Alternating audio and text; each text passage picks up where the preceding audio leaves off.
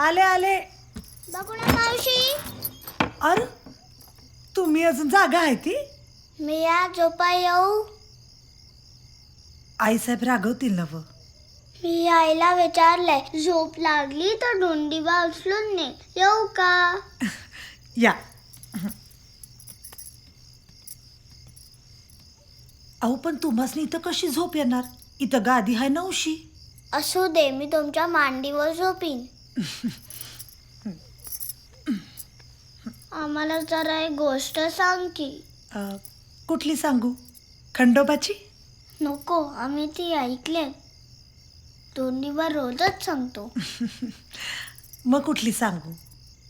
राजा राणीची. एक होता राजा आणि एक होती राणी. त्यांना एक मुलगा होता. समद्या राजा राणीला कुठं मुलगा असतो? मुलगा नसलेल्या राजा राणीची गोष्ट सांग. बर. एक होता राजा आणि एक होती राणी. दोन नव्हत्या का? एकावरती एक नावरती. नाही, या राजाला एकच राणी होती. त्या राजाचा राणीवर लई जीव होता. राजा राणी दोघं एकमेकांवर लई प्रेम करायचे. त्यांचं एवढंच घर होतं, पण घराला पाचूच्या भीती, सोन्याची कौलं होती. घराभोवती बागशायती होती. त्यात दोघं बी राजा राणी लई कष्ट करायचे. भरपूर पीक भी यायचं.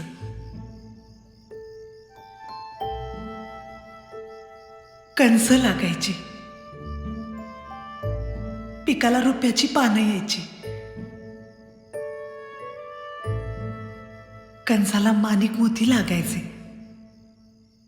मग राजा तो पीक काढायचा आणि पांढऱ्या घोड्याच्या सोन्याच्या गाडीत घेऊन बाजारला जाऊन समधी पीक ऐकायचा.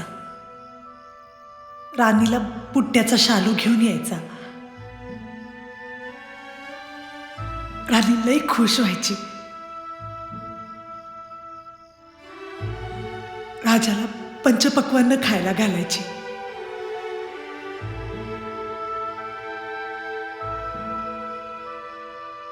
पण देवाला ते सुख पाहवलं नाही.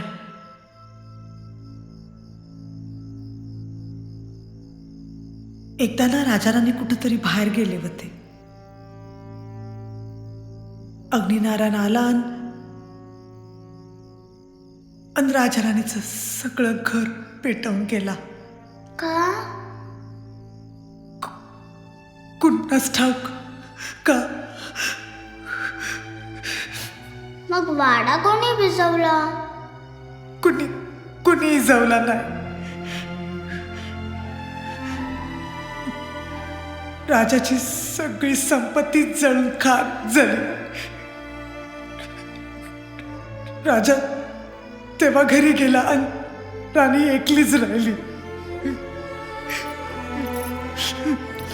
मावशी, अशी रडायची गोष्ट सांगू नको ना. आम्हाला रडायला येतं. आनंदाची सांग ना. मला नाही येत आनंदाची गोष्ट. असू दे, आता मला झोप आली आहे. तू पण.